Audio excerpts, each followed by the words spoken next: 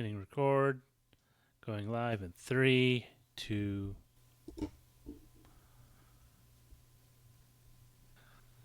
Good day, Internet. Good day, Internet. Good day, Internet.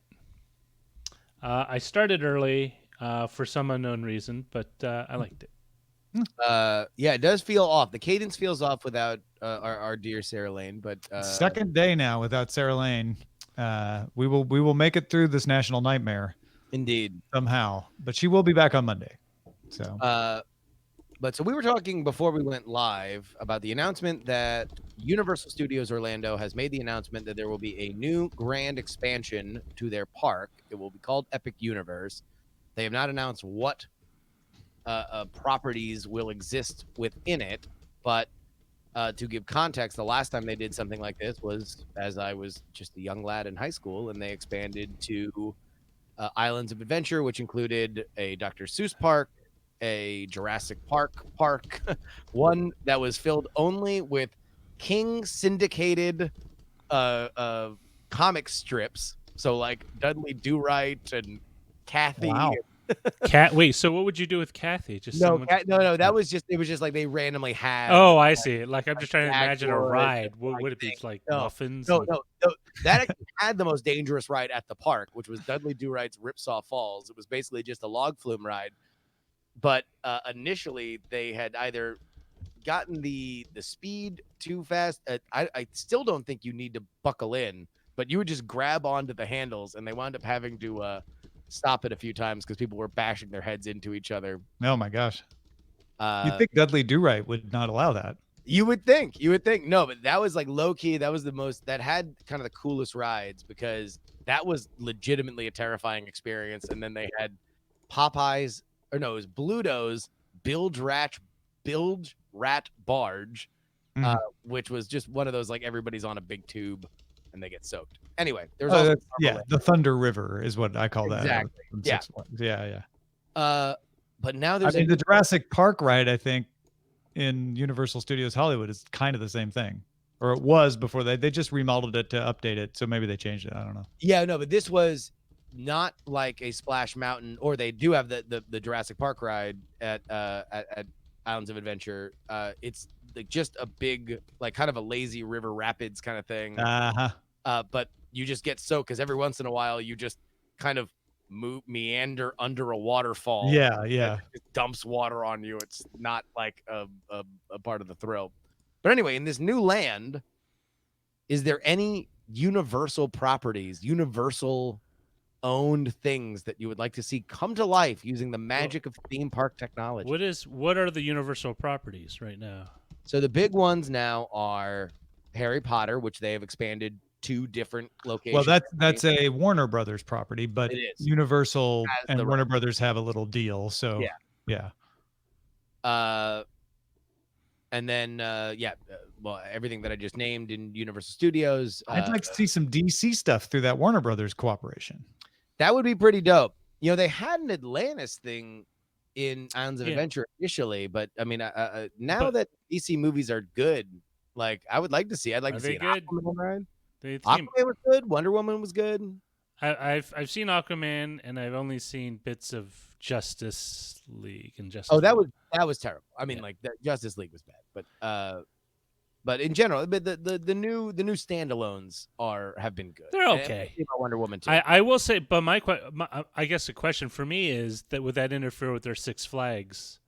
Like, is there some sort of exclusivity that Warner Brothers has? Because they have a bunch of roller coasters based on DC comic heroes at like Six Flags. The Batman. Yeah. Not would it infringe? In other words, has Warner Brothers licensed out all their DC stuff to Six Flags such that Universal couldn't get it? Yeah, I've forgotten that still. Does that actually still exist? I mean, I know DC was they just opened up a bunch of. They opened up a new Justice League ride last year. Batman was at Kings Island in the 90s, but I think Six Flags bought Kings Island. Maybe that's how they got the DC stuff. Well, so some of these, the content, so they have Jurassic Park, so they can always make a giant, like Jurassic Park one. Who has Jurassic Park? Oh, I'm going through all the Universal Studios franchises. Oh, yeah, we were just talking about Six Flags. Sorry. Okay, yeah. So back to Universal. Universal. Universal Well, they're doing all kinds of Jurassic stuff. They just redid the Jurassic Park ride at Hollywood to be Jurassic World. Yeah. Ooh, they have Bourne. You know, like the Bourne Identity film Ooh, series. yeah. That would be kind of cool. Like if you could be involved, where you're like, you know, do like a stunt show, but it'd be like a Bourne stunt show makes sense. The only thing is, all right. So if we're talking about this now, it'll be 5 years before. It'll probably be a year before they announce something, and then 5 years before they open it. So anything that we are thinking about now has to be hot 6 years from now. Which Fast and Furious will be. Yeah. Oh, Fast and the Furious. The next presidential election will be Vin Diesel versus The Rock. Like, yeah, absolutely. That's where this all ends. And I'm already picking The Rock for now. He's definitely a lot taller. Yeah. But yes, Fast and Furious. Interestingly, Universal has The Simpsons. I wonder how that's gonna go. The Simpsons they took over the Back to the Future ride in the original Universal Studios, but they have a little thing. But there could definitely be room for And Disney owns The Simpsons. Brand new. Oh yeah. Huh.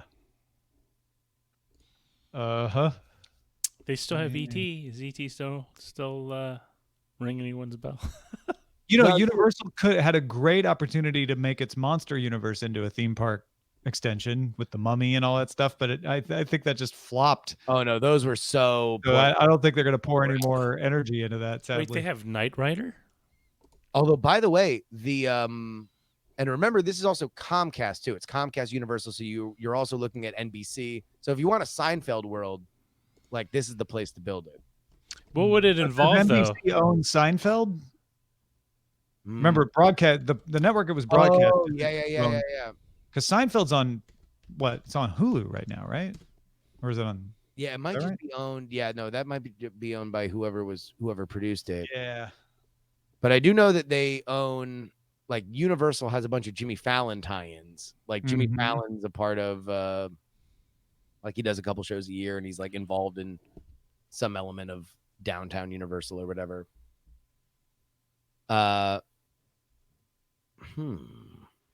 mean, they do have the Spielberg connection. Spielberg helped design Islands of Adventure. Well, and the thing about Universal is the theme park. They go to like AMC. They go outside their wheelhouse and be like, who else wants? Who doesn't have the resources for a theme park and wants to be in on it, right? So they could conceivably do like Doctor Who. I see. Yeah, that'd be cool. They could have the thing be bigger on the inside. There's a Walking Dead thing. I mean, to be fair, and this is something that has been rumored for a while that seems likely for this, is a Nintendo world. That they would do Nintendo licensed IP. Yeah, that makes perfect sense to me. I mean, come on, a real life Mario Kart. That would be pretty sweet. Yeah. Like half go-kart, half bumper car. I mean, you could take the concept. Ooh, wow, this is actually kind of a cool idea. If you took the concept of like a lot of these rides now, like the Avatar one, it's basically like 8 people that all get on these, like, you know, they're basically motorcycles, but they're in the Avatar world. They're those, you know, bugs that are flying around. But that's obviously on rails, right? You are going where the ride is taking you. If you could in some way dynamically make that in 3D a like functioning a Mario Kart ride, like that would be worth the price of admission. And if you look at where they're going with where Disney went with the Han Solo ride, with the Millennium Falcon ride, which Tom, you've been on, right? Well, you know, they have a Mario Kart attraction ride at Universal Studios Japan. So that what about the DreamWorks stuff? So what would be the most pop-in DreamWorks thing? Yeah, Kung Fu Panda. Oh no, that's Pixar. No, it's DreamWorks. No, it's DreamWorks. That's the most pop in DreamWorks. Feels kind of old. Well, they cranked out a didn't they crank out a Netflix or Hulu? Shrek would be the most popular. There you go. Madagascar, Kung Fu Panda, Monsters vs. Aliens. How to Train Your Dragon. Yeah, that would be good for kids because they could do they could set it up in the way that Disneyland and Disney World do the Magic Kingdom do the Star Wars, where they train little kids to be Jedi, like that whole kind of stage interactive show. What about the NHL network? They do, right? They own it for Comcast, right? Well, I mean, it's interesting that you bring up Nintendo, because they could very well do video game IP. It wouldn't have to be just limited to movie franchises, because there are enough games that. That's true. I mean, they could go in with Microsoft on the Halo. Partner with all kinds of people, yeah. No, all that stuff is not Comcast. Comcast is now just the ISP cable side of the business. All the entertainment properties that Comcast owned before they bought NBC are now part of NBC Universal. It's all in one. All in one deal now. So yeah, NHL Network, MLB Network, E Studios. Ooh. Actually, Sci-Fi. What is there anything on Sci-Fi you could make a good ride? There's Krypton, but that's now on Amazon. Yeah, I mean Battlestar Galactica, but like, does it have enough of a pull? You got to think 6 years out on this. Yeah, that's what it's like. I don't think the Rotten Tomatoes ride. That doesn't sound appealing. I just have to disclose that my wife works for Rotten.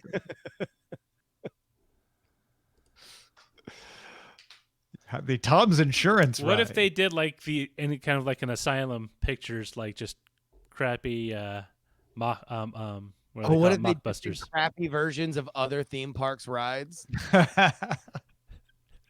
But it's secretly really good, even though they make it. Yeah, they'll just do like the Millennium Falcon. Well, they already have Minions, so they could do more with Minions. They could do Minions. Cats. There we go. Memories. Yeah. Well, Dr. you know, Seuss. they should just really try to grow their own dinosaurs and expand the Jurassic World so it looks just like the movie. Well, you know, it's funny. Initially, what they wanted to do was they wanted to actually have kind of like really realistic looking puppet dinosaurs walking through the park. And they realized very quickly that that was going to look awful and be bad. Yeah, because like we did it for Transformers. You put guys on stilts in really awesome, elaborate outfits, and they look like Transformers. But like, but they have to stand in one place, and you walk up and take a picture with them, and that's a wrap. Yes. But I think initially they were talking about like that was going to be an attraction. Actually, it wasn't a puppet; it was going to be an animatronic, and they would like have a little fake zoo that you would like go and see these like really rad animatronic dinosaurs. I think at least which one? James Bond. Oh, James Bond will still be popping no matter how many years go. Because Universal's co-producing that with MGM. So they could. Is it like a motion ride, or would it be like a stunt show, or would it be a combination? I'd never just continue to do the Waterworld stunt show. It's great. Don't need to do a stunt show. By the way, do you know that the guy who is the eye patch dude in the Waterworld stunt show is professional wrestler Frankie Kazarian, who's going the one in Hollywood or the one in Orlando? One in Hollywood. Really? No, I didn't know that. He's about to be a big part of this new the first televised wrestling on the TNT network in like 20 years. He's going to be a big part of that. Maybe they could do a wrestling like a WWF world. The World Wildlife Foundation? WWE world. Yeah, it used to be WWF. I'm sorry, I'm an old guy. Jeez, Tom. You know, they still do have the deal with Universal. Because that would be pretty cool, actually. Is on USA. You could watch bouts, but you could also be like train with the wrestler. Ooh, actually. Wow, you want to know what? That actually does kind of make sense. Mm-hmm. Because WWE has talked for a long time about doing an actual physical Hall of Fame. And they've never done it, but they've been inducting people into a Hall of Fame that doesn't exist. You're right. That would make a lot of sense to put the actual like WWE Hall of Fame in some portion of that gigantic new theme park. That actually makes a lot of sense. In fact, that's a good one. I might post that on the Squared Circle subreddit for the Karma. What about some Blumhouse stuff? Because they co-produce with like on Us. Oh, that makes a lot of sense. Could do some good horror stuff there. Actually, that's what's missing: a good horror ride that isn't Halloween or seasonal. Mhm. That's seasonal. That isn't seasonal. Well, The Walking Dead at Universal Hollywood is that. I have yet Yeah, I to. don't know. I need to go back there. It's just the time and the resources and the kids. But that'd be interesting. I mean, I'm not. I used to be super big into wrestling, like WWEF wrestling when I was a kid, and then kind of fell off as I got older. But I would totally watch it live just because it'd be neato. Live wrestling is a blast. And you could rotate out the wrestlers, right? It's like, hey, part of your contract, you just spend whatever weekends. WWF actually initially went back when they were WWF. They bought a casino in Las Vegas, and the idea was for that to be you just have nightly live wrestling, right? That would be like your show, but it would also just be a place where they could give old wrestlers places to like just be greeters and sign autographs, and it would just be a place for wrestling fans to go and gamble. Instead of Frankensons out in the City of Industry, where occasionally you'll get one or two retired wrestlers show up to sign autographs, give a little speech. It's pretty cool, but it's all the way out there. DoorDash is buying Caviar. I didn't know Really? Square owned Caviar. DoorDash is buying it. Goodbye, Caviar. Caviar becomes DoorDash. Oh, wow. A few of my favorite restaurants have been dabbling. They'll take themselves off Postmates and put themselves on Caviar. I've used Caviar a couple of times and always had a good experience. It just didn't always have the restaurants I wanted when I was looking. I've kind of ended up using Uber Eats the most. Really? I've been a Postmatesman myself. Postmates we use sometimes. We've had some bad experiences with it, but they have been pretty responsive to fixing them. DoorDash is dead to us. They just screwed things up one too many times. Yeah, the Let's Try This Tech asks, do you think that they'll take the tips with them? DoorDash says it's not going to do that anymore, though. So we'll see. Yeah, that's an interesting topic. But I'm glad it got brought up, to be honest with you. Yeah. Well, and it got brought up again, right? It happened in March. NBC covered it, and DoorDash weathered that storm, and then the New York Times brought it back with their modern day George Plimpton going out and being a delivery driver, and that just had enough more emotional impact to force their hand. I want that guy who did the New York Times story about becoming a delivery driver to go play for the Detroit Tigers next. It's a George Plimpton joke. Yes. Paper tiger. Sorry, I was karma whoring on wrestling Reddit. Sorry to interrupt. And then that person should also do advertisements for a video game console. Right, for Intellivision. And then Jonathan Colton will write a song about him.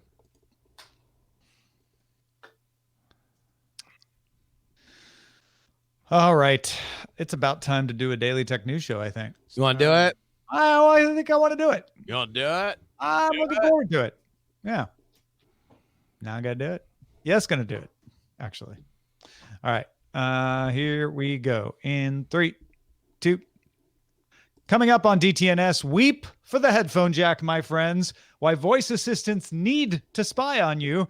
And should an AI be able to get a patent for its own inventions?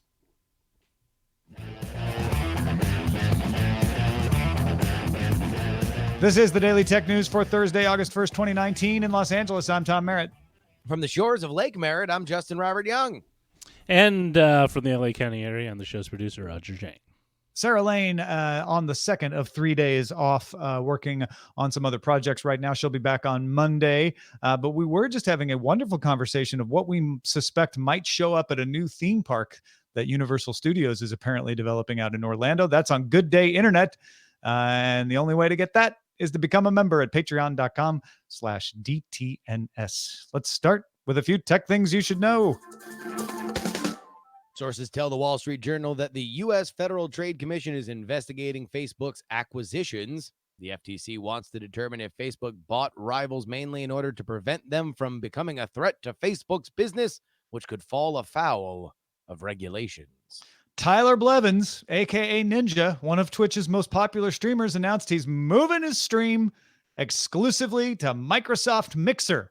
Microsoft Mixer is a product that Microsoft has to have people stream their video games to, if you didn't know. He said his streams will be exactly the same, so more Fortnite. Ninja will appear at Lollapalooza in Chicago this weekend too, which is being streamed live on YouTube. So he's all over the map. Google confirmed it's testing Play Pass in the Play Store, a $4.99 monthly service that offers a library of games and apps. Apps in Play Pass would have ads removed and include all in-app purchases as well. Screenshots of the test list features a fitness tracker, premium music apps, and puzzle games that would be included. Nice. All right, let's talk a little bit about Intel. Big announcement. Intel announced the first 11 processors in its 10th generation Ice Lake line. This is for thin and light laptops. Ice Lake is built on Intel's 10 nanometer Sunny Cove architecture, which Intel claims can handle 18% more instructions per clock, along with larger L1 and L2 cache. Sunny Cove also brings Intel's AVX 512 deep learning boost, which speeds up automatic image enhancements, photo indexing, media post-processing, a few other AI tasks. So bringing in better battery efficiency, more power, and a lot more AI capability to these thin and lights. The model numbers will get even longer too. In fact, The Verge and I believe Anantech both had really good how to figure out what the model number means decoding rings. But basically, you're going to end up with 3 different graphic options with Ice Lake chips. If you see G7 in the model number, that means you're getting 64 execution units. G4 means 48 execution units. Both of those models have the Iris Plus graphics. If you see G1, that means not Iris Plus and just 32 execution units. As usual, the Y series chips won't have a Y in the model number name, but the Y series chips will be meant for slim and efficient machines. They're coming rated for 9 watts or 12 watts, which is bigger than the last round. And for the first time, there'll be a quad core Y series model. U-series chips will be geared towards ultra portables, rated for 15 watts or 25 watts. Ice Lake also includes support for Wi-Fi 6 and up to 4 Thunderbolt 3 ports, so that doesn't have to be bolted on afterwards. That's a little more efficient as well. 10th gen Ice Lake chips will arrive in 35 laptops, including Dell's XPS 13 2-in-1, Acer Swift 5, and a bunch of others. You know, the upshot here is if you're looking for a portable, if you're looking for a 2-in-1 or a thin and light, ultra portable, you're going to have a bunch more capabilities once these Intel chips show up. Yeah. Does it mean that I need to get a new laptop, though, Tom? No, it doesn't. They're not that much better. It means if you're in the market for a new laptop, maybe hold off until these hit the market before you upgrade. But I don't think you have to go ditch your existing laptop if it's doing well for you. Roger, I know you follow this chip stuff really closely. Does this feel like just a normal announcement? Does it have you excited? What's your feeling? In terms of excitement, you know, it's something to expect. I think the most exciting part is that they're getting their 10 nanometer process down to the part where they can start, you know, regularly producing out these chips. And these are and these chips are intended for the mobile market. So they're not performance screamers, right? You're not going to be gaming. You're not going to be doing any heavy workload. But if you're looking for something that does everything you want it to, but uses a lot less juice while it does it, these definitely are the products that Intel wants to put forward. I guess really what will be fun to look at is to see what they come out in terms of desktop chips later on when they get to that point. But right now, sure. It feels like they just want to make sure they got this process down. They get these chips out. You know, non-tech, the early results is at most 18%, roughly, like kind of what Intel spec'd out in terms of performance advantage, but you know it's still early, and those were just test samples that they were letting journalists play around with. We'll have to wait until the actual production units come out that people can spend more time on instead of a couple hours to get a real feel of where these are at in the performance scale. So yeah, if you're a chip head, there's some interesting stuff to look at here. If you're just wanting to know whether to buy a laptop, again, don't ditch the laptop you have if it's working great. But if you're in the market to buy a new one and you're looking for 2-in-1s on ultralights and thin and lights, maybe wait until this new generation shows up and evaluate then. Sandmobile.com claims leaks that claims a leaked render of a USB-C to mini jack adapter comes from Samsung and is meant to be bundled with the forthcoming Galaxy Note 10 and 10 Plus. If valid, this means that the new Note does not have a headphone jack. Samsung has an announcement scheduled for August 7th. Somebody check on Nilay Patel. Has anybody talked to him? Is he okay? Is he all right? Sure. Is he ripped his clothes in the morning? Facebook? Yeah, there is some wailing and gnashing of teeth going out there because if you don't know, a lot of folks who are fans of the Note 10 often point to the fact that, well, my Note 10 still has a headphone jack as a point of pride. And yes, we are not yet in the world where nobody needs a headphone jack. But these flagship phones very often can, again, give you a dongle for your USB-C port, or most likely they did it with Samsung models that had headphone jacks. They gave you wireless earbuds free with purchase as a short time promotion. I will guarantee you they will do that with the Galaxy Note 10 and 10 Plus if this turns out to be a true render, which seems like it should. We're going to find out next week, of course, but man, I love the headphone jack. I'm using one right now on a tablet to play these sorts of sound effects and music cues and stuff. It is necessary sometimes, but I also know the wave of the future is good, reliable wireless. And if you can bring the price down, make it a little lighter, provide me some extra features, and not have to put that headphone jack apparatus in there, I think it's sometimes a reasonable trade-off.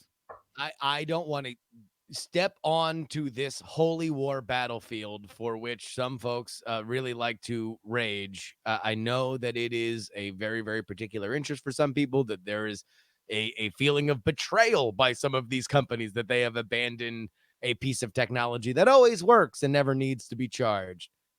However, it's becoming more of a niche element of phones. You are going to have to seek out a phone to do it, because I do believe, like you said, Tom, that this is just the way the technology is going. And I have to say, despite the fact that I've recently gone on a run of losing them, I really like my AirPods. I like the idea that I can just pull them out and it stops playing. And again, these are things I like the fact that I never get them caught on my handle of my suitcase and they rip violently out of my ear.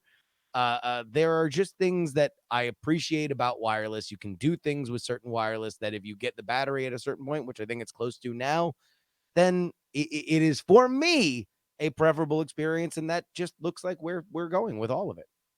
And the headphone jack hasn't been the headphone jack on phones for a while. There are things that I plug into it that it's like, I don't understand that, because it's a smart jack. It's not an actual fully implemented analog jack. And once that happened, I became less attached to it. It's kind of the same thing that happened when I'm like, damn it, they're getting rid of the component video for HDMI, but that's digital. You know what? We all got used to it. And it has its downsides, don't get me wrong, but I imagine we'll get used to this too.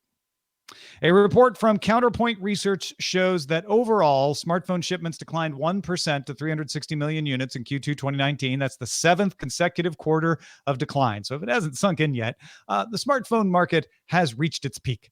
The report found that the combined market share of Chinese manufacturers, Huawei, Oppo, Vivo, Xiaomi, and Realme, reached a new high of 42%, even as smartphone shipments in China fell 9%.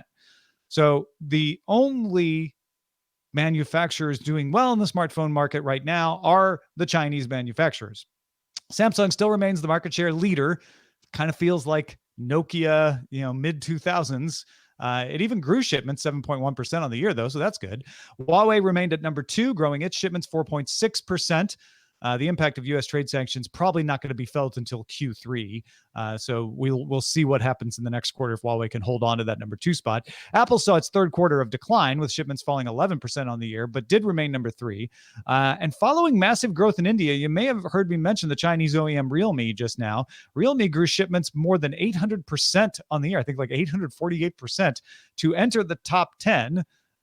because they're targeting India. Realme has moved into India in a big way. Strategy Analytics had their numbers out. They showed an identical top five. Numbers varied in percentage points. They estimate a 3% decline overall in the smartphone market, but essentially the same conclusions can be drawn from both sets of numbers, which is no surprise, Justin. The smartphone market is not a vibrant market anymore. It's a commodity. That's what it is. That's what it is. Yeah. It's just, look, you're going to get a lot of phones that are the good news is that it's never been a better time to have multiple phones or buy cheaper phones that have really, really, really good, close to the high end functionality and features, because that's what happens in a commodity market. Is the difference between the top, the middle, and the bottom gets shorter and shorter and shorter, and the price tags get lower and lower and lower. I don't know where we're going with this, but we had an interesting conversation before the show about, like, hey, look, we are kind of fresh out of the horses that galloped with us for a decade and a half of growth hardware industries, and this is another example of one of them, the smartphone, slowing down. Yeah. It shouldn't really be a shock. And like we saw Nokia and BlackBerry recede in the advance of Samsung, LG, and Apple, we're seeing Samsung and Apple recede in the advance of these new commodity makers. And that's just the evolution of the marketplace. It's not because they're in China. It's because these are companies that figured out how to make commodities at a cheaper price point. And I don't think Apple cares. Samsung probably does, because Samsung tries to do the commodity market and the flagship market, but Apple's only ever been in the flagship market. So as long as they can keep selling their average price per unit up, that's all they're going to care about is bringing in that money as they transition into a services company anyway. They just need to have enough of those models out there that they can sell those services. So this is not shocking. No. Microsoft announced that it's testing a cloud download feature for Windows 10 that would allow users to reinstall Windows from a failed state by a download. Microsoft offers a similar feature to, quote, recover from the cloud, unquote, on Surface devices. The feature isn't available for public testing, and Microsoft did not say if it was coming to Windows Insider builds. The Verge speculates that it could be an important feature for Windows Lite and Windows Core OS. Yeah, that's their Chromebook type competitor that they want to get out there, for real simple laptops.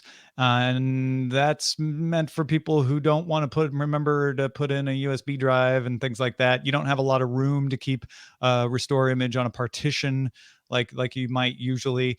It's not new to be able to do this. Third parties have done this. OEMs have done this. But having it come from Microsoft provides a certain amount of stability and uniformity. It's also much more difficult for Microsoft to do this than Apple. Apple does this already because Apple knows exactly what drivers it needs because it makes the hardware. And with Microsoft Windows Lite and Windows Core OS, they may have a better idea of the drivers they need. So I wouldn't be shocked to see this go only for Lite or Core OS at the beginning anyway. It's a little bit difficult to try to cover all the driver needs across multiple OEMs. So that might be why we're not seeing this in the Windows Insider builds too. I agree. And I think that for the lighter ones, it makes a lot of sense. There's less modifications that are done to those kinds of devices, and the consumers are far different than your traditional PC user. And dare I say, Tom, that it might be a little bit of it just works from the Microsoft side, that you're just able to do something a little bit simpler by way of the OS manufacturer. Yeah, I mean, yes. On the other hand, we're talking about a feature that is generally only needed when your computer is fully crashed. So you're coming from it didn't work at all to it just works to bring it back. That's what you want. That's what. No, exactly. You're right. You're right. Absolutely.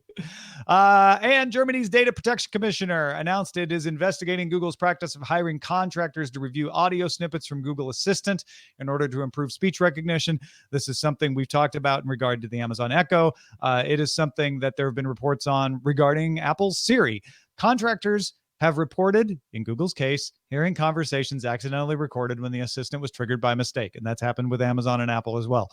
Google says it will stop audio reviews and transcription in Europe for at least 3 months during this investigation. And Google says it only has been reviewing around 0.2%, 0.2, not 2%, 0.2% of clips, and does not associate them with accounts. This is a bugaboo though, right? Nobody cares whether their voice was in here. Nobody cares what the percentage was. All they care about is hearing, wait, Google was listening to conversations. They could have heard me say a thing accidentally. They could have heard me do a thing accidentally. I don't like that. And the other side of this, though, Justin, is this is the way you improve these assistants. That's why all three companies that are major manufacturers of these voice assistants are doing it. You take a very small sample, you don't associate it with any user information, and you review it to see, like, oh, how well did it do? That's how you train these supervised learning AIs. Now, someday we'll have unsupervised learning and you won't have to do this, but that's not how they work right now. And if you want them to work better and better, you have to do this. One of the big problems is, of course, that, well, they didn't tell me they were doing it, or they told me in a weird way and I didn't understand, or they kind of hid that they were doing it, et cetera, et cetera. Let's say, okay, they all improved their privacy policies to make it clear that they're doing this. Are you still uncomfortable with it? I'm not, but the divide here is between people that listen to this show who are very smart and normies who are scared and frightened by technology, or rather they are scared and frightened when they realize that technology is indeed building upon systems and not magic, that you're not just getting a magic cylinder that knows all these things, but rather this is something that needs to get better and better. And indeed, it's the reason why some of these assistants are better at recognizing voices than other assistants, because they are constantly improving. So the problem that we face here is of education, and it reminds me a lot of ad targeting or cookies that tech people know about, but the average person is like, wait a minute, I was literally just thinking about this thing, and next thing you know, it shows up on my on this website that I didn't even type it into. And it's like, yeah, because you're being followed around, and the stuff you search for is being served to you on ads for websites that have nothing to do with where you searched for it before. It is about education, and I do understand that now that we live in a world where these devices are fairly indispensable for a lot of households. They're tied into Internet of Things devices. People like them. People use them. I know now that I have a bunch of friends of mine with kids, they are absolutely just a part of the household for the children, that now you can say very open and honestly, would you like to opt in to have your voice at this thing totally anonymized be a part of making this product better? I think a lot of people would sign up for it in a way that they might not have when these were first getting off the ground 3-4 right. years ago. And come on, the tech companies can't be shocked about this, right? No. Like for years, when you launch software or install a new OS, you get the prompt, hey, would you like some of your information to be sent to Microsoft/Apple/Google to help us improve the product? Check yes or no, right? They learned back then that they're like, yeah, we need this to make the product better, but we should always ask first just to make sure. And I think that's the brilliant solution to this. Just have, when you set up these things, say like, hey, it's probably not going to happen, but sometimes we may anonymously review your recordings to make sure they're working. That's going to make sure that accidental recordings don't happen more often. Are you cool with that? Yes or no? Yeah. Tech companies don't want to do that because they don't want to have to deal with tracking which snippets they can use or not. Right now, they can just pull 0.2% out without thinking about it. Makes life easier. I get it. But you know what? People are upset about this, so you're going to have to deal with it. Hey, folks, if you want to get all the tech headlines each day in about 5 minutes, be sure to subscribe to dailytechheadlines.com. Professors from the University of Surrey and a Missouri-based inventor of a product called Dabus AI, you may have heard of Dabus AI creating art, have filed patents in the United Kingdom, Europe, and the United States in the name of Dabus AI, not the inventor, not the professors, saying this patent should be attributed to the artificial intelligence that created it. Dabus AI has 2 patents, one for designing interlocking food containers using fractal designs that make it easier for a robot to grasp and move around. That could be useful in tons of production lines. It also is designing a warning light that flashes in a rhythm that mimics neural activity, making it harder to ignore. So sometimes you just get used to the like constant flashing of an alert and you're like, and you forget that it's there, right? This would flash in a way that would be harder for you to get used to. That's a really useful invention. But patent authorities generally require a person as the author of an invention. So there is no patent authority right now that is saying, oh, sure, no, we'll grant it to an artificial intelligence agent, right? And the beneficiary will, of course, be the owner of that agent, whoever that is. BBC has a full article about this with some fairly, non-committal stuff from the UK and the US. But a spokeswoman for the European Patent Office told the BBC that for the foreseeable future, AI is a tool used by a human inventor, which that's an interesting way to look at it, because it's like, okay, but then if your tool invents something, if your tool makes something happen, do you get credit for that, or does the tool? Because I can think about this in a way that's like, oh, well, this guy invented the AI. He's running the AI. It made the thing. He should get credit for the patent, right? But an AI can be copied and distributed. And so if that AI is now used by me or you, does he get the credit, or do I get the credit? Well, all right. So there's a couple things here, and let's take them from the most practical first. What is a patent for? Like, what disputes do a patent mediate? Primarily, it's who owns the thing, and if two people are doing it, we now have a record to say, okay, you stop doing it. Right. Furthermore, and the point being, you want to encourage people to invent things. So you want someone to think like, well, if I spend time working on this invention, I will be able to reap the benefits for a particular period of time, around 10 to 14 years, depending on the country, right? And furthermore, to be able to have a database to check, oh, has anybody done blank? And you look around, you're like, okay, it doesn't look like anybody's done blank or called it blank or had to be blank. So does it benefit an AI to have a patent, or does it benefit the person who generates or directs the AI to have the patent? Because the AI is not going to be discouraged from inventing things. Yeah. Right. But would you, as the operator of the AI, be discouraged from using the AI to invent things if you couldn't patent it? Or are we in a situation? Otherwise, the greatest patent holder in the world is AutoCAD and Photoshop, right? Yeah. What are we in a situation where, hey, guess what? AI can create new things. We'll never have a situation where there is a disincentive to create, because everyone can have an AI.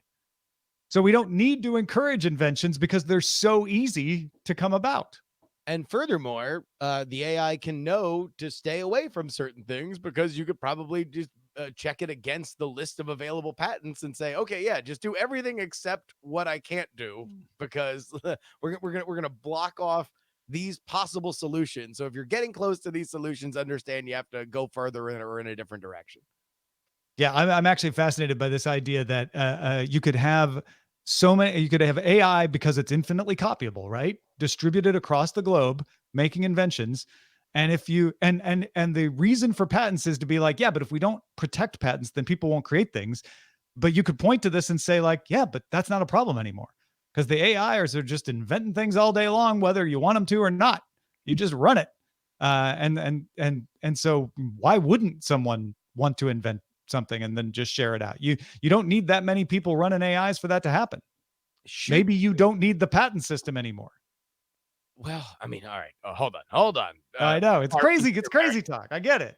Let's stay in a world where we do keep the patent office. All right, let's bring it back to modern day, where the patent person is like, yeah, okay, maybe someday, right? But right now, I have to figure out this interlocking food container. Does it go to the Missouri-based inventor of Davis AI? Does it go to the professors, or does it go to nobody? Do I say like, well, it's software? That's the interesting idea. The interesting idea is that if it's not to the AI, which theoretically cannot reap the benefits of such a distinction, but rather the people who initially created the AI.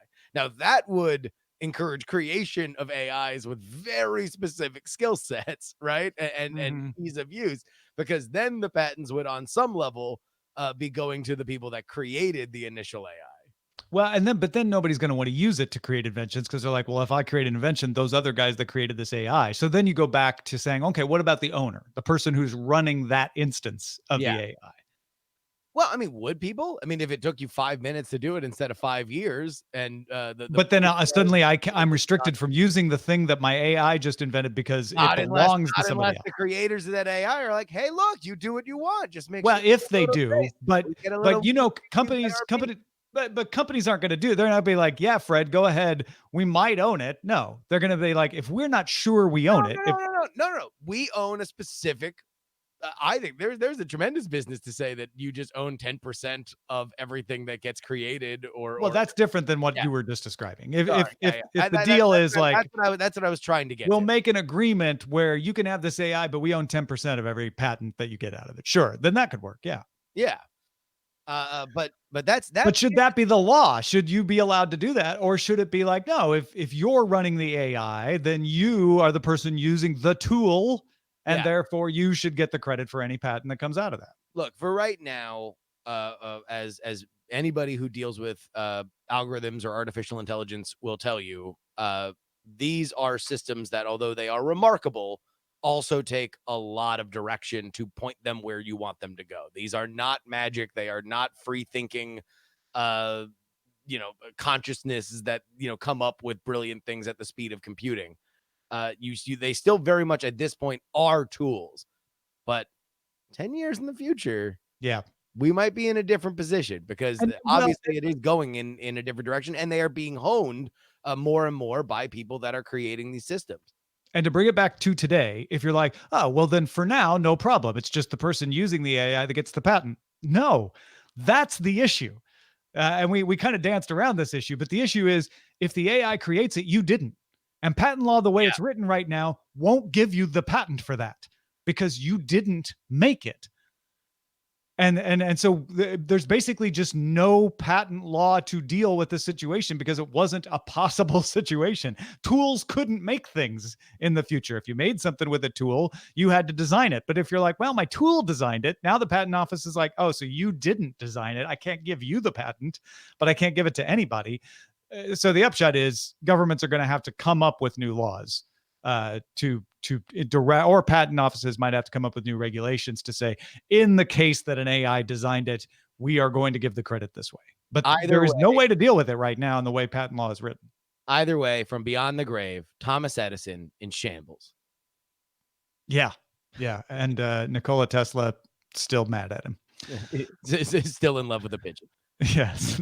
Hey, thanks to everybody who participates in our subreddit. Submit stories and vote on them at dailytechnewsshow.reddit.com and facebook.com/groups/dailytechnewsshow. Let's check out the mailbag. We got a couple things about that AC shirt, man. Y'all love the air conditioned shirt because it's so hot. I get it. Mark wrote in and said, I wanted to pass along an interesting thought about that air conditioned shirt from Sony. This sort of thing would be very useful in certain medical situations. My wife had MS, and avoiding overheating was an important thing. Traditionally, using cooling bands draped over the shoulders had been used. However, if this shirt type system works well enough to just avoid getting too hot, even possibly while getting some exercise, and is reasonably priced, it could be a big win for folks who have a medical need to avoid overheating, MS being just one kind of case. That's an excellent thought, Mark. And then Jeff wrote in and said, I'm currently getting caught up on missed DTNS episodes while grading my students' tech lit portfolios. And where I live right outside Tokyo, it's currently 36 degrees Celsius. That's about 97 Fahrenheit with a heat index above 40, which is 104 Fahrenheit. Summers are hot and humid here in Japan, and I would be more than happy to try out the Rion Pocket for DTNS. Thank you, Jeff. Let us know how it goes if you're able to get one, and how it goes. We'd love to hear more from Jeff trying out the Rion Pocket. And back to Mark. Really good insight on what it might be good for beyond just keeping yourself cool. Thanks to everybody who is emailing us, feedback at dailytechnewsshow.com. And thanks to you, Justin Robert Young. Indeed, Tom, always a pleasure to be here. And I would like to give a real big shout out to any of our big tabletop fans out there in the DTNS audience. If you happen to be heading out to Gen Con, then I want to let you know that I will be there too. And you can come see me talk tomorrow morning at 10 a.m. in the Convention Center, room 111. I'm doing my talk on how to lose $40,000 on Kickstarter and how me and my co-creator John Teasdale made it all back and then some. And then on Saturday night, 8 p.m., playing with politics, designing games you almost certainly know will start fights. That is also at the Convention Center, room 232, talking about how we made our game The Contender and the very specific design decisions we made when you are theming your game around something that means so much to people and is such a hot button topic, like politics are. Folks, this is independent tech news. What you see is what you get. Pretty much everybody that works on the show is on the show. Sarah was off today because she has to have another job. But this show is done by us, and the funding comes from you. We don't have a big corporate owner. We don't even have like big advertisers that we can always rely on to see us through the lean times. We got y'all, and we like it that way. So thank you for supporting us. And if you're not yet supporting us, check out all the rewards that we provide for people who do support us at patreon.com/DTNS. Our email address is feedback@dailytechnewsshow.com. We're live Monday through Friday, 4:30 p.m. Eastern, 20:30 UTC. You can find out more at dailytechnewsshow.com/live. We'll be back tomorrow with Patrick Norton. Talk to you then.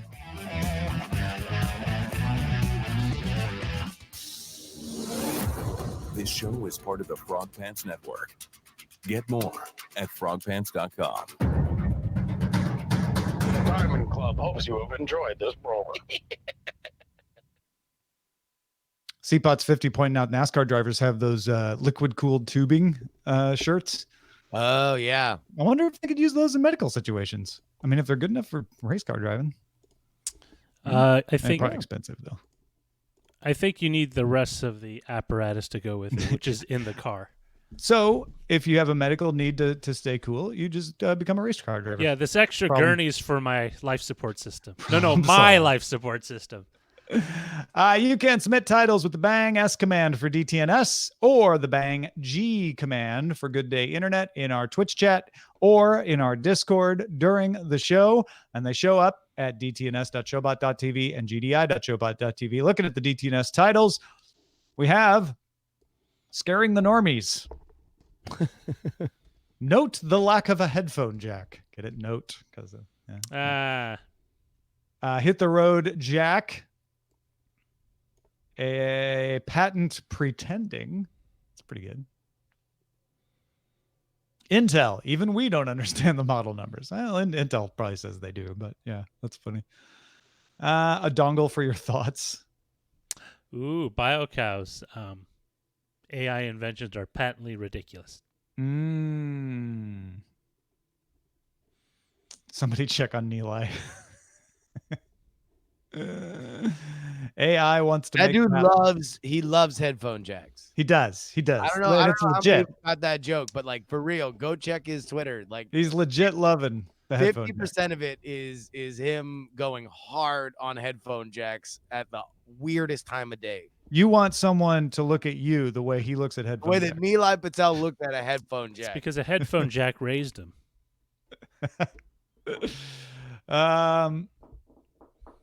I don't know. Patent Pretending has caught my eye for some reason. All right. Yeah, I like that. Oh, no. Yeah, I was wondering what... Patent Pretending. I like Patent Pretending. Good. Done. Copy. All right. Looking at GDI. Tom's wife works for the Rotten Tomatoes ride. Matching the IP with the right theme park. That's very descriptive of what we did. Musing Amusement Ridge. I like matching the IP with the right theme park. Done. Thank you, Mike Kepper. Wait, why do I need to get out more? I don't understand that. Why did you have to acknowledge that? Now you've encouraged people to ride more. Isn't that what we want? More of that for you? You want them to write more about that for you? Oh no, I'm just curious. It's like, Don't negotiate with terrorists, Roger. Yes, and everybody who listens to us is a terrorist. Oh crap! Now I've done it. Now they've won, Tom. All of them, especially Universal Studios. They should just make a ride where they have little kids push you around in carts. Isn't that called the grocery store? They should call it no. If you give it a more exciting name, like Grocery Challenge or something, then they'll feel a little more invested. Star Trek Picard getting a prequel novel and comic series. Prequel? You got to explain everything. Oh, I guess that happens after. So this is a big new trend, and they're doing this for Marvel. They do it for Star Wars, Yeah. where you come out with comics and books ahead of the property for the people who are super excited, and it kind of sets you up with like, this is some of the things that were happened before the story you're about to see. I got real excited when The Force Awakens did that. I was like, that's cool. I want to find out everything. I'm starting to get tired of it though. It's starting to feel like a burden. Like, oh, do I have to? Yeah, read but this like stuff? most of the information there is of dubious benefit to enjoying the rest of it. I mean, I could be wrong, but the stuff I've read, I would say, look, take it by either a like franchise by franchise or author by author basis, whichever means more to you. Like if you very much care about Picard, and which a lot of people do, obviously he is among the most iconic elements of that entire Star Trek franchise, then cool. But otherwise, I would say, look, if you know a cool author that's doing it, then it might be worth it. But otherwise, I don't know. Most of it's like, well, I mean, that's I think it's tied. My feelings about it are tied into the fact that we have too many good things right now, right? Because when The Force Awakens did it, I was like, man, first Star Wars movie in a long time, and that trend was kind of new, and I hadn't engaged with it. But now it's like, well, Twin Peaks did it. BioCar reminded Twin Peaks did it, and every Star Wars movie has done it. And Did it. now I'm like, I like all these things, and in a vacuum, I like them enough to dig into all of the prequel stuff. But there's only so much time in the day. well, and it's weird because they sort of did that before when they made the novelizations, or they did other or a comic series based on the franchise. The novelization would include bits of what happened before in order to kind of lead you in, because it doesn't have the same dynamic impact of like Batman punching someone, so you got to like give a little backstory. But all of it just feels like a giant cash grab. No, you know what? I feel like that's a little bit of a harsh statement.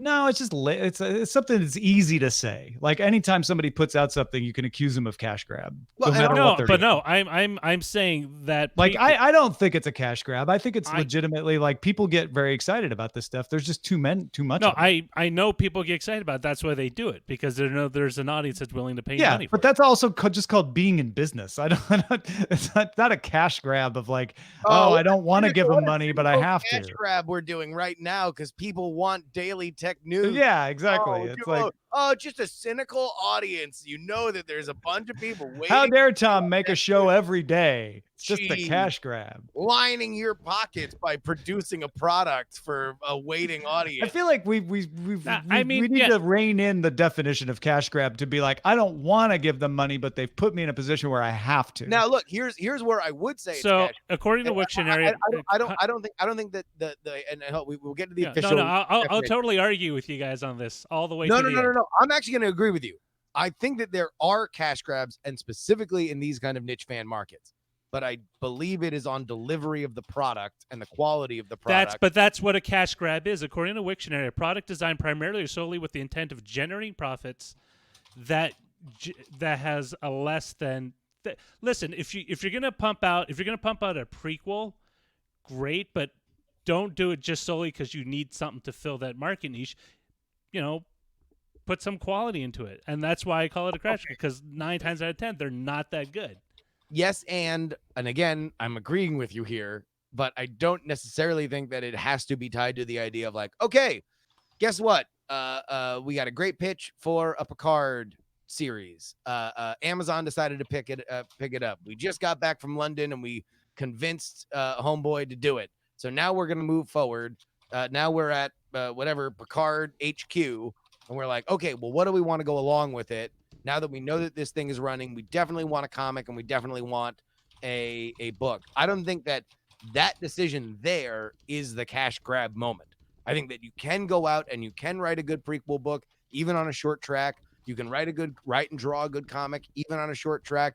It is possible. Yeah, it's possible. Give me an example of a good one. Well, I don't buy that crap. Come on. Because I used to be Tom. I used to I'm going to buy it. None of them have equaled the quality of whatever they were prequeling. In other words, the movie, the TV show, or whatever.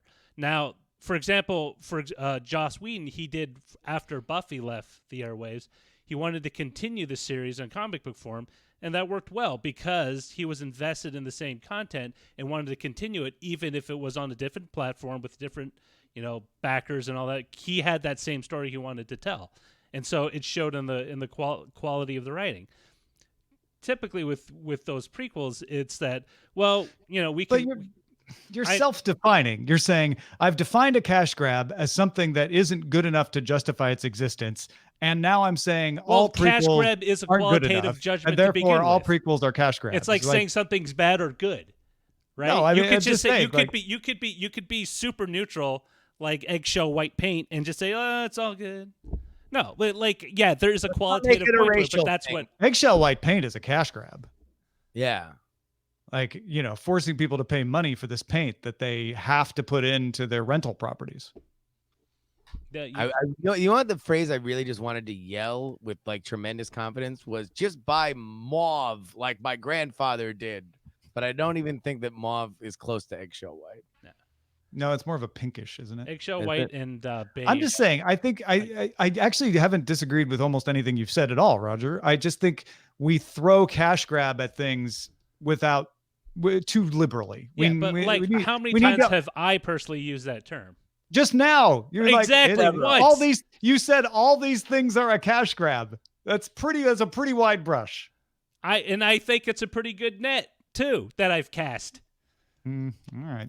Okay. I don't think that the prequel stuff that I was referring to, Twin Peaks, Star Wars, even Picard, although I haven't read these, maybe they are, fit your definition of a cash grab. They've all been very quality stuff, and they've set up the world in a way that you get a little more enjoyment out of them. My problem is that there's just too many of them. And I'm like, I don't want to have to do this. Yeah. Look, there's I don't know. My only thing is that we tend to want to make things like that deterministic in terms of like, I will never buy a blank because they're blank, right? I will never buy a prequel novel because they're cash grabs, right? I will never watch a television show of a comic book because they're cash grabs and they're not as good as the movies, or I will never watch a blank because they're obviously just doing it for the license. And like a version, the new Fantastic, whenever they kept making these Fantastic Four movies literally just to keep the license in the air, and it didn't matter what the quality was. And certainly these are all examples of places where the quality fluctuates wildly. And I would even go so far as to say, Roger, to back up your point, that many times in what we've just described, these are examples of places where quality is not the number one job, right? It is hitting a release date that is the number one job of everybody involved in that creative process, which can be hostile to good work, but it's not impossible. You're right. It's not impossible. Yeah. And that's where I always just blanch a little bit, is like, I know a lot of authors that sometimes they get stuff like that. They get to work with properties and inside universes that they've been a fan of for a really long time. It's really exciting for them, and they do their best with a very difficult situation, and they're proud of their work, but sometimes it's not great. So it's like, I just feel icky about just being like, whatever, it sucks, cash grab. Yeah, I really recoil at that term cash grab, because it's just applied in situations where you're like, I don't want to pay for that. Well, then don't. That doesn't make it a cash grab. And I know, Roger, that's not what you were saying. But that's my thing. You are setting up a scenario which I'm not using. That's why I just said, I know that's not what you're saying. But that's why I used those words. Well, but in that order. Yeah. Yeah, it's a cash grab. Everything's a cash grab. Yeah. They charge me for avocados. Oh my God. Can I just stop with the cynicism, Tom. Can I just read you guys the most annoying email that I just got? Yes, please. Subject: word of mouth referral. All right. First a couple sentences. Hey, were you secretly hoping that this was an actual referral? Oh dear. Like, go to hell. Honestly, go to hell. Go to hell and never talk to anyone again, because that's where you belong, person who wrote that to me. Go to hell. Were you secretly hoping this was a referral? Were you secretly hoping that you could go to hell? Well, congratulations. You can, you should, and I hope you do. Oh man. I do put that in the same class as the embargo as pitch. Yes. Oh, it just rubs that always rubs me the wrong way. It's But one thing to write me and say like, "Hey, I have an interesting product. I can tell you more under embargo. It's generally in this area." That's fine. You've got to do that. But the ones that are like embargo, here's the thing embargo in the subject line. And then it's the full press release, assuming you'll honor it. It annoys me. Man, but like you don't have to. You want to know what'd be a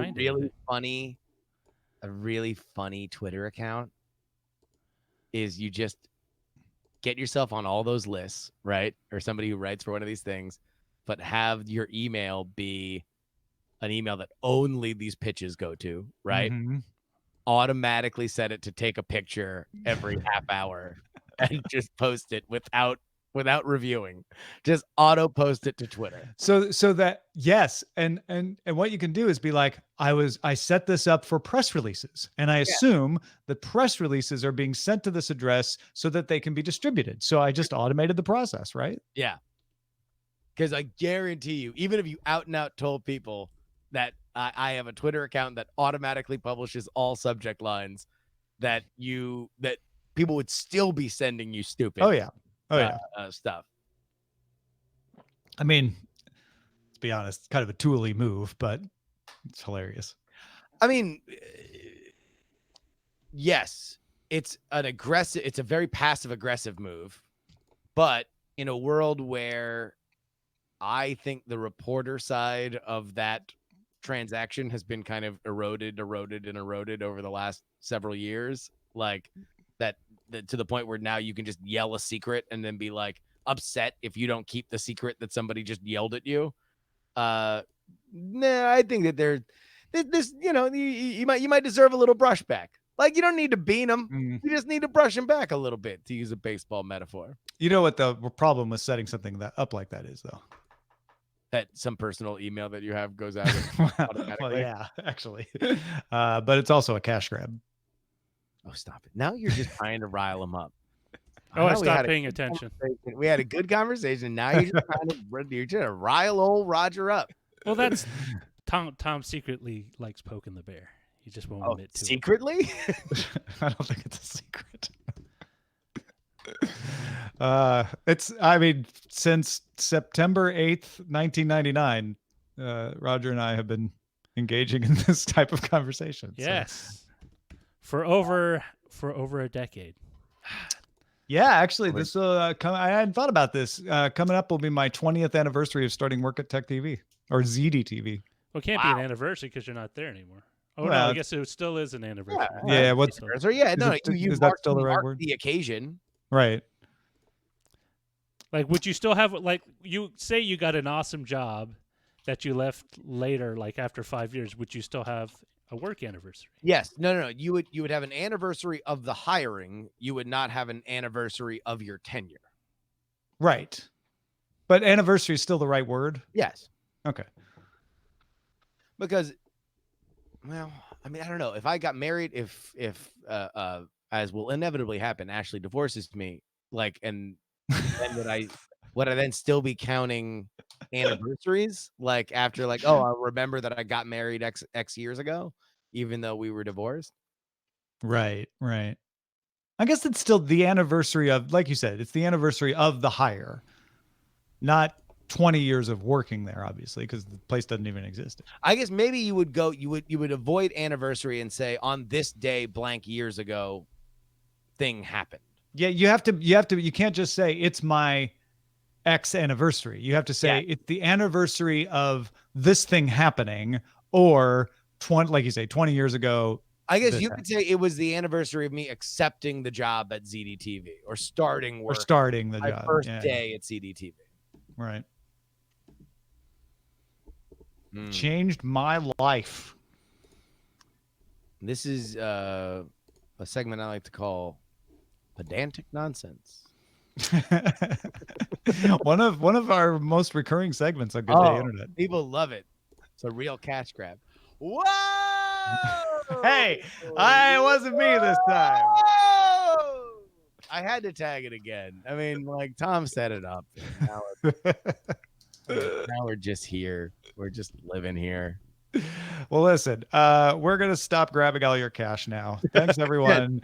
You can have the rest of it. Keep the rest of it. It's all yours. Thanks for joining us. And please do have a good day.